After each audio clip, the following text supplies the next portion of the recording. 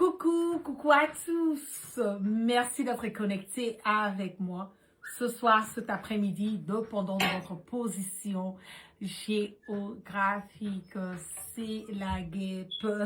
Toujours un plaisir d'être avec vous et toujours un plaisir de partager mes directs et mes bâillements. Nous allons prendre quelques moments. Voilà, je m'excuse, j'ai mon petit... j'ai le chien qui est en train d'aboyer un tout petit peu, mais bon, on va pas prêter tellement attention, voilà, à lui. Je vous prie de vous connecter massivement sur ce direct, de partager et nous allons parler qu'est-ce qui se passe en ce moment et à cet instant T au niveau du Niger. J'ai des informations à partager avec vous.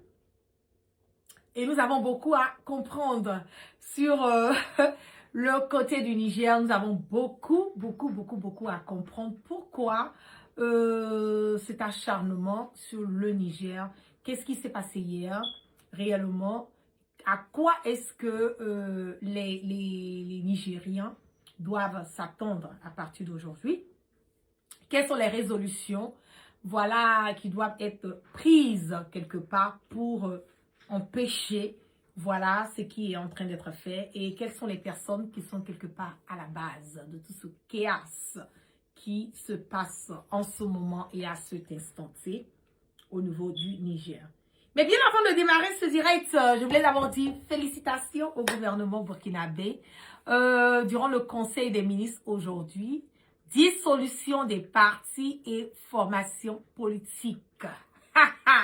Ah, c'est fini à Banan. Coucou Dressa depuis Bamako. C'est fini. Les partis politiques, ceux qui veulent s'enrichir sur les partis politiques qui créent le désordre quelque part, nous ne sommes plus à ce stade. C'est ça qui est la vérité. Parce que chaque pays a ses réalités. J'ai vu que certaines personnes en train de commenter. Ah, mais la guerre, si c'était en Côte d'Ivoire, qu'est-ce que j'ai? La Côte d'Ivoire n'est pas en guerre.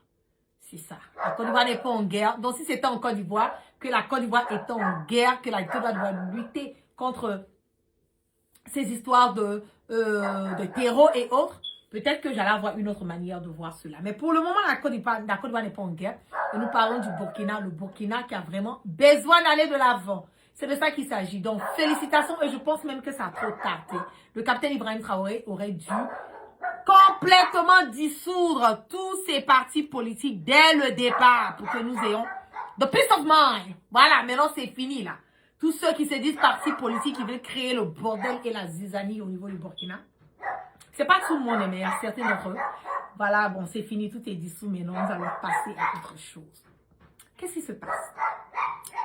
Nous avons vu hier qu'il y a eu l'alerte qui a été donnée. Hier, tardivement, je suis sortie et j'ai eu à faire un direct où j'ai demandé aussi au peuple du Niger de sortir et de prendre les rues pour apporter leur soutien inconditionnel quelque part au président Tiani. Vous entendez mon chien en train de en train de faire le show. Tout ça, c'est pour l'attention. Voilà. Cookie!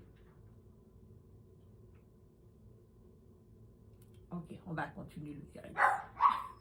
Donc, comme je le disais, hier, j'ai demandé à beaucoup de personnes de sortir pour pouvoir quelque part apporter leur soutien, spécialement le peuple nigérien, à apporter leur soutien inconditionnel au capitaine Ibrahim Traoré. Pardon, leur soutien inconditionnel au président Tiani. Vous avez vu, non, tellement je parle de IB, maintenant je confonds tout par moment. Apporter leur soutien au président Tiani parce que hier, nous avons assisté malheureusement à des attaques contre le Niger. Il y a certaines personnes qui vont dire non, mais c'est bon, ça a été résolu. Voilà, nous devons passer à autre chose. Mais pour que ça soit résolu, il y a eu réellement quel problème? Qu'est-ce qui s'est passé? Pourquoi ces attaques? Quel est vraiment le but recherché, voilà, de ces personnes? Parce qu'on ne peut pas se lever et aller attaquer un pays et un coin qui est vraiment très stratégique. Je vais vous montrer rapidement voilà ce qui s'est passé dans la nuit d'hier. Nous allons regarder.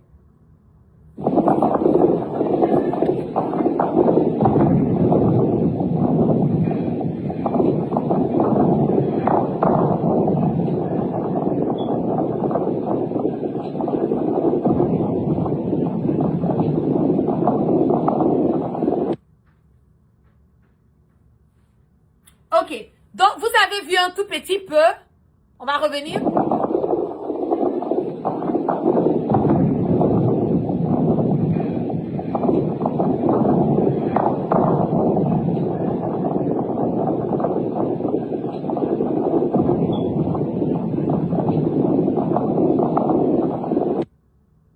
Ok. Donc, quand nous regardons, nous voyons que d'autres personnes qui veulent carrément nous donner l'impression que c'est pas quelque chose, comme on le dit, on n'a pas à s'inquiéter et tout. Non, ce n'est pas qu'on n'a pas à s'inquiéter. Bien au contraire, nous devons même nous inquiéter avec ce qui s'est passé hier, avec ces tirs qui étaient quelque part partout au niveau, vers le côté, pardon, de l'aéroport. Nous devons bien nous inquiéter. Mais qu'est-ce qui s'est passé après ça? Je vais vous laisser encore regarder un autre... voilà. On va regarder. Seigneur Dieu, actuellement, escadrille. Putain de merde. Hein? Ah, voilà, nous, on dit mal fait.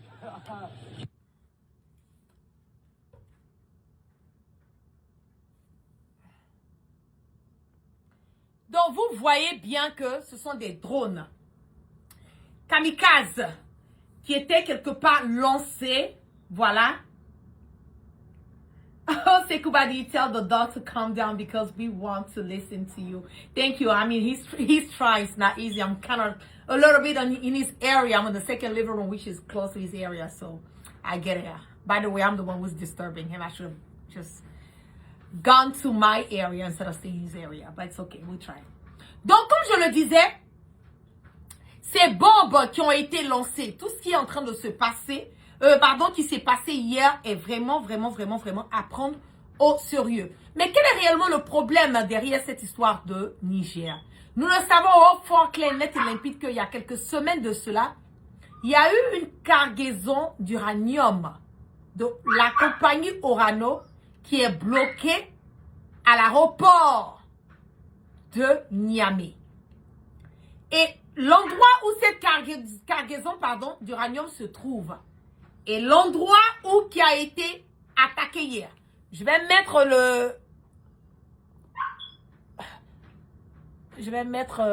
rapidement, vous allez mieux comprendre. On y va.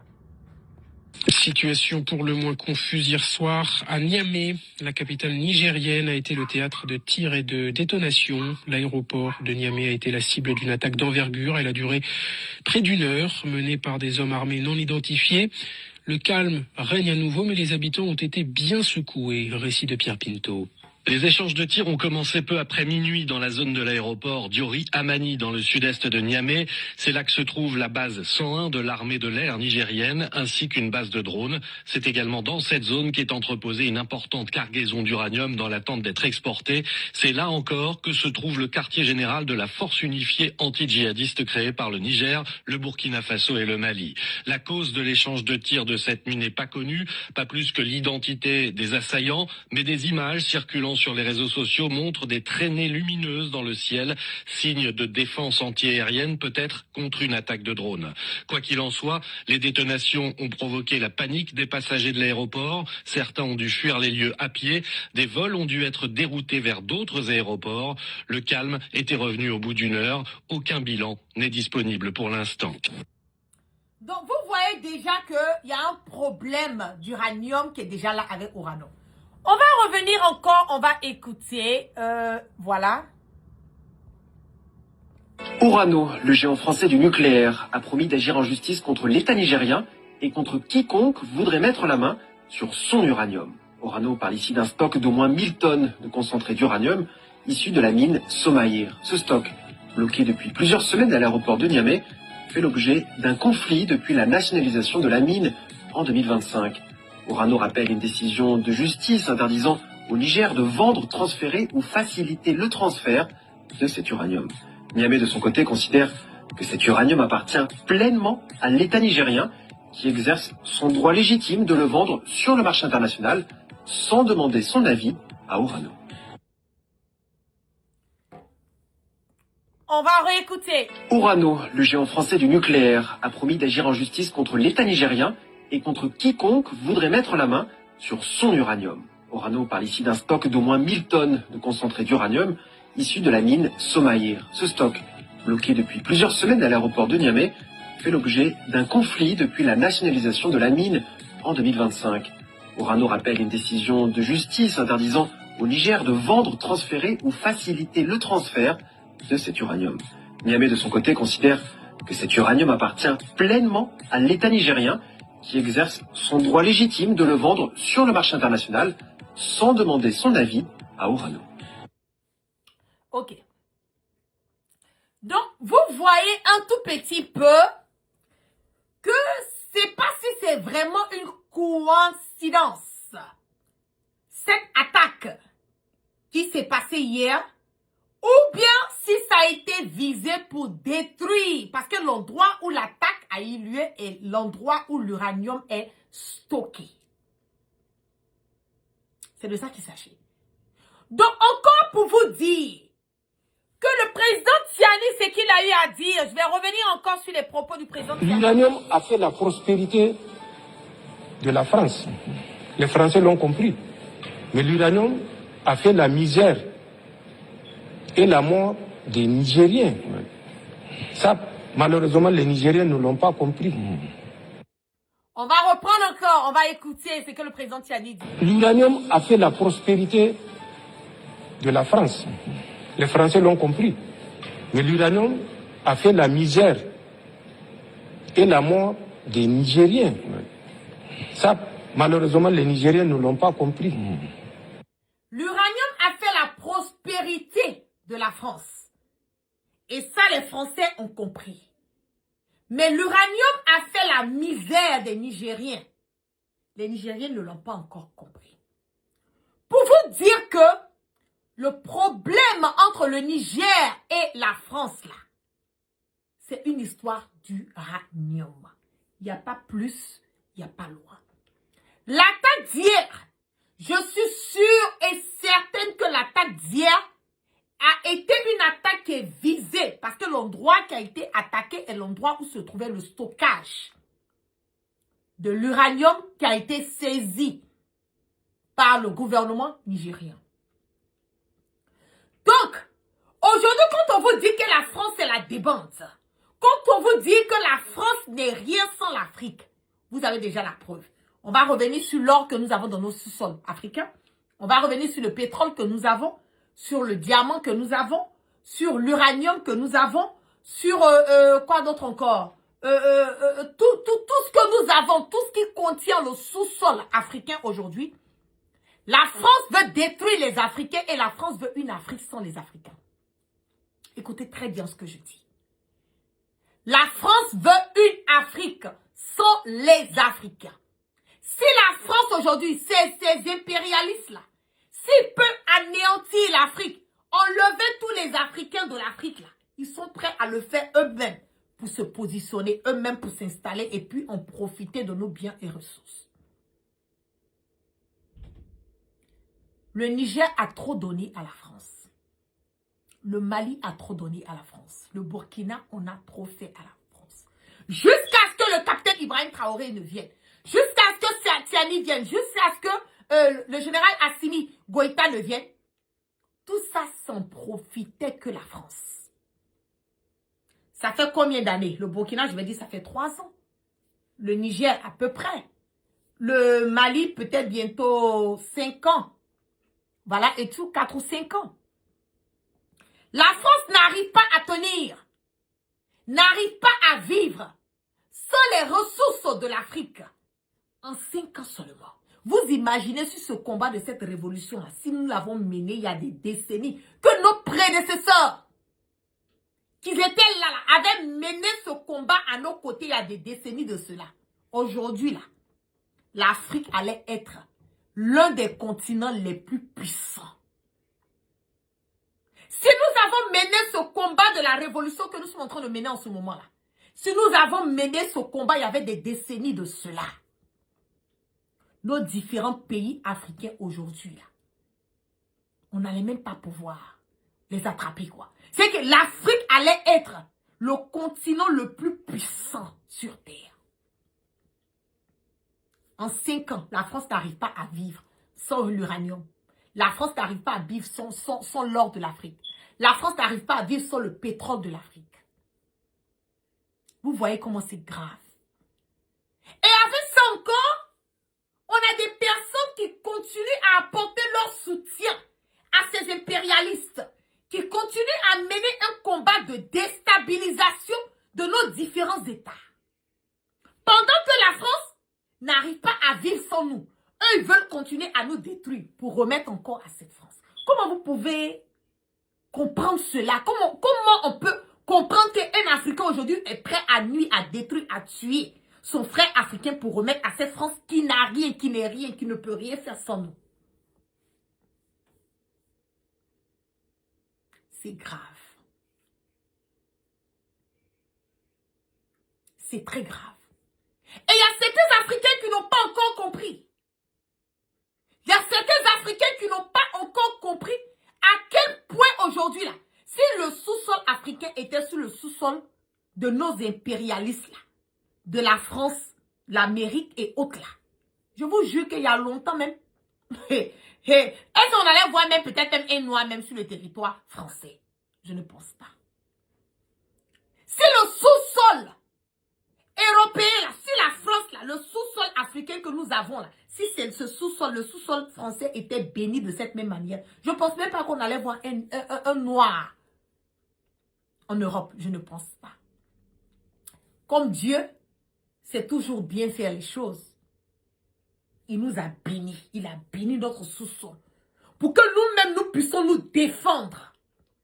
Pour que nous-mêmes, nous puissions comprendre que lui, Dieu qui est en haut là, c'est pas lui qui va descendre pour nous dire ce qu'on doit faire nous-mêmes, comment on appelle, notre souveraineté, comment nous devons nous-mêmes nous défendre. C'est pas lui qui va descendre pour venir nous dire ça. C'est à nous de comprendre qu'on nous a tout donné. Le Dieu nous a bénis. Notre sous-sol a tout. Mais pourquoi on n'arrive pas à évoluer? Pourquoi on n'arrive pas à aller de l'avant? Pourquoi nous qui sommes riches là, mais nous sommes pauvres à la fois? Vous vous êtes posé cette question? On peut être riche et puis être pauvre à la fois. On peut avoir toutes ces choses, être béni et être pauvre à la fois. Parce qu'il y a certaines personnes qui n'ont pas encore compris. Il y a certains Africains qui n'ont pas encore compris que le combat que nous sommes en train de mener, ce n'est même pas pour nous par moment. C'est pour les générations et les générations à venir. Aujourd'hui, on va attaquer le Niger. À cause de quoi? Son uranium. Son sous-sol qui produit son uranium, là, à cause de l'uranium du Niger, on va attaquer le Niger. On va attaquer le Burkina à cause de son or. On va attaquer le Mali à cause de son or. Vous vous rendez compte? Et on est là, on plane, on ne comprend rien, on n'arrive pas à se soutenir mutuellement. Tout ce qu'on sait faire, c'est de continuer à nuire. Et la plupart du temps, c'est nous qui sommes là dans les attentats, les coups d'État, en train de déstabiliser, chercher à tuer, voilà les personnes qui sont en train de mener leur combat à la sueur de leur front et à la sueur de leur... Et en plus encore, le fait qu'ils mettent leur vie en danger. Comment on peut comprendre? Comment on peut comprendre qu'on a des frères africains qui sont prêts à tuer leurs propres frères africains pour donner aux Européens? Alors que ces personnes sont là pour l'évolution de l'Afrique. On peut comprendre ça comment?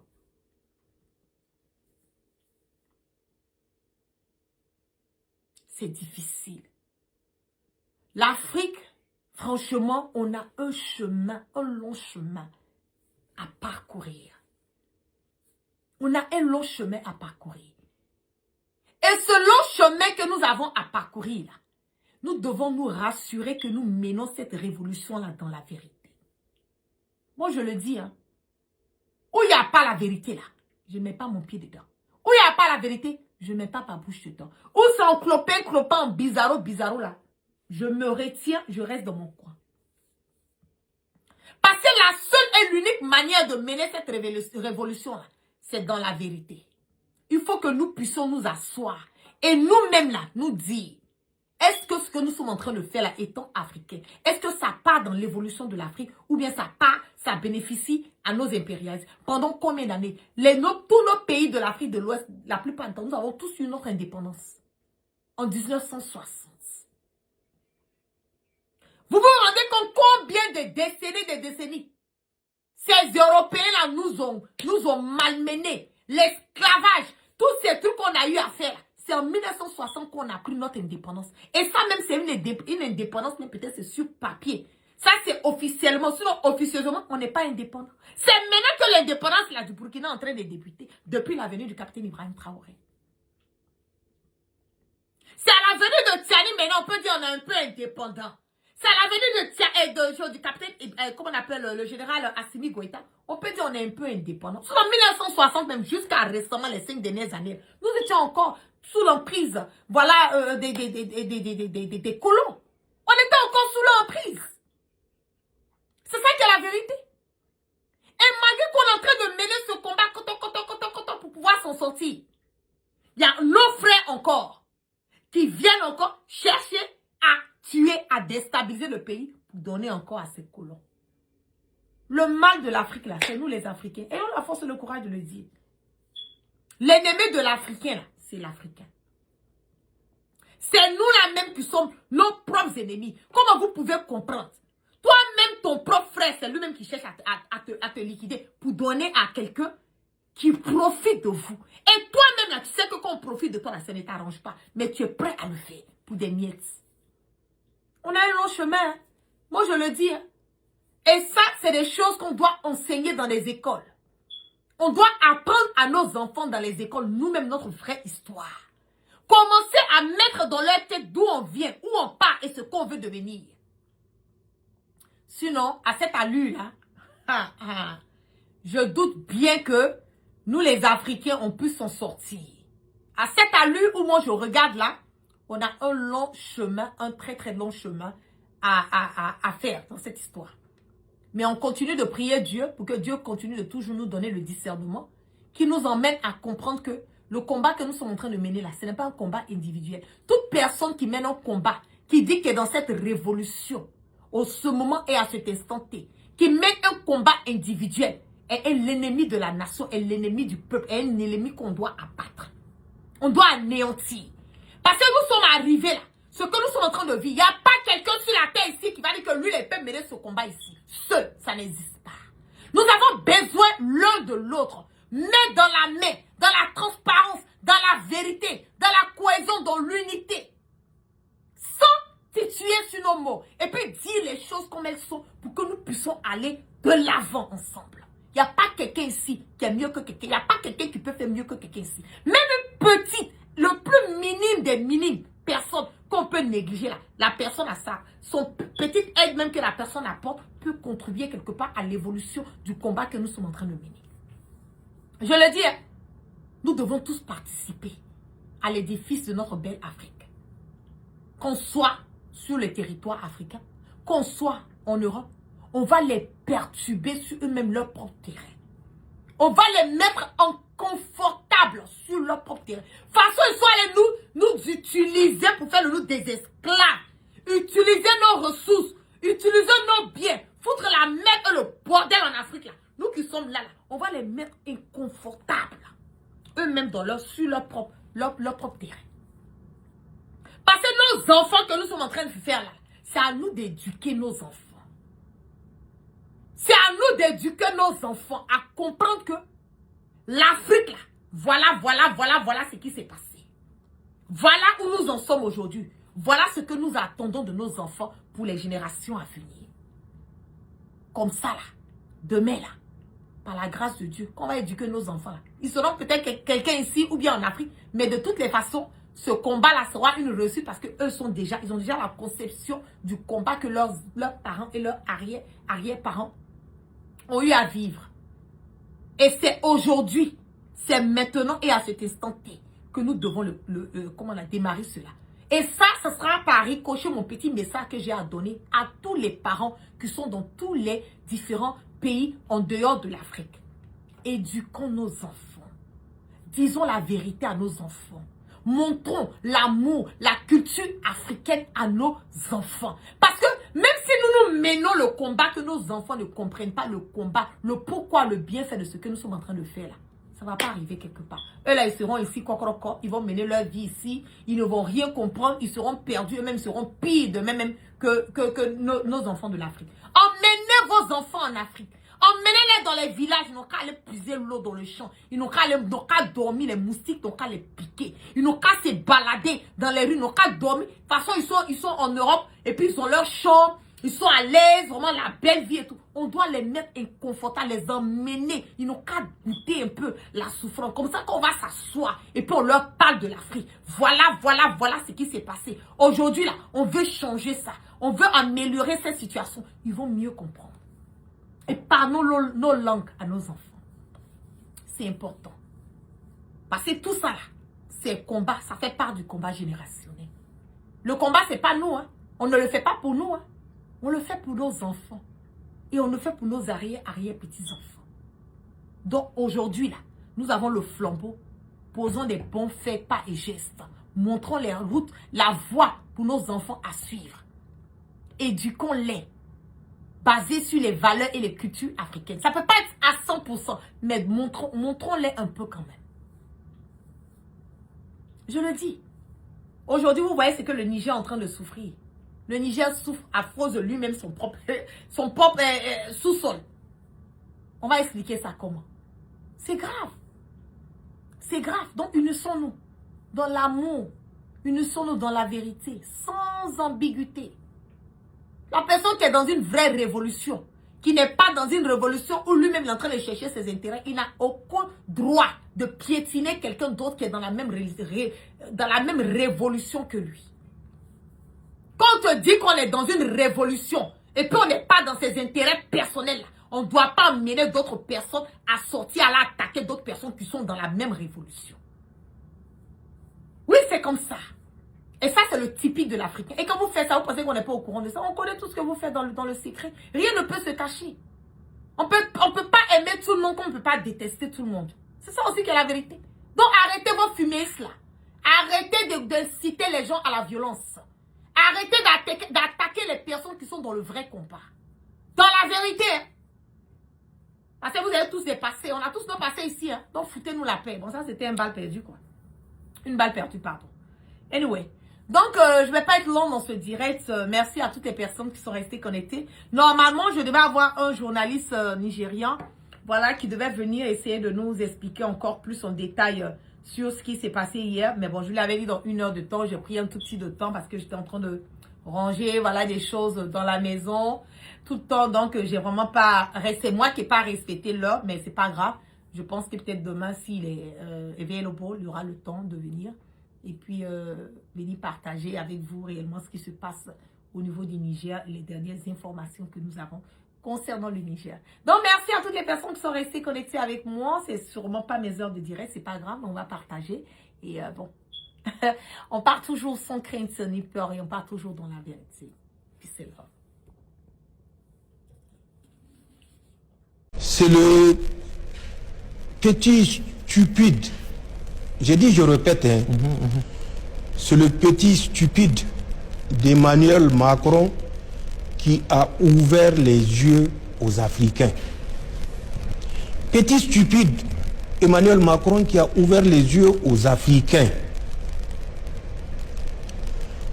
Si jamais nous perdons ces colonies, nos fils, nos petits-fils iront en Afrique chercher leur subsistance. La migration va changer de direction. D'accord. La France a proposé de reprendre son partenariat avec le Niger. Cette fois-ci, ce sera sincère pour le bonheur des Nigériens. Le Niger a répondu que le bonheur qu'il pourrait apporter aux Nigériens est de rester très loin du Niger et surtout de s'occuper des problèmes des Français. Partage la vidéo et puis abonne-toi.